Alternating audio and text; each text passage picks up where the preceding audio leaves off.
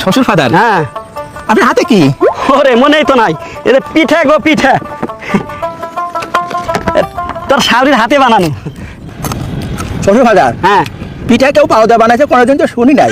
ওরে আল্লাহ রে, এই তুই কথা কবি না, তুই কথা কইলে কিন্তু আমার মাথা গরম হয়ে যাক, কয়ে দিলাম। হ্যাঁ কেন, অন্য কেউ কিছু বললে কি অন্য কিছু গরম হয়? মায়ের আমি কিন্তু দাঁত ভাঙে ফেলবো, কয়ে দিলাম। হ্যাঁ আর দাঁত ভেঙে ফেলালে এই পিঠা খাওয়ানি কেন করে? ওরে আল্লাহ রে, তুই চুপ থাক রে বাবা, চুপ থাক। এই শ্বশুর ফাদার, হ্যাঁ। এই পিঠা কি যে বানাইছে? পিঠা চাউলের গুঁড়া দিয়ে বানাইছে। এই চাউলের গুঁড়া পিঠে এত মজা, তাহলে না জানি চাউলের গুঁড়া কত মজা। শালাই তোরে জামাই। এই তোর কি কোনো বুদ্ধি শুদ্ধি হবে না?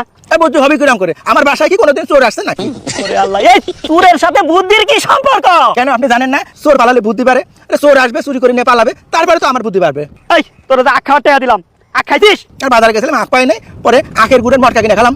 দেখো দিনই কারবার, তোরে আখ খাওয়ার দিলাম দাঁত পরিষ্কারের জন্য, আর তুই মটকা খাই তোর দাঁতে ময়লা ভরাই দিছি। তোর বাইরে আমি করে দিলাম, শেষ করে দিব। হ্যাঁ হ্যাঁ, খালি আমারই দোষ না? আমারই দোষ। এই শ্বশুর ফাদার, হ্যাঁ আমার বউ কার মতো হয়েছে?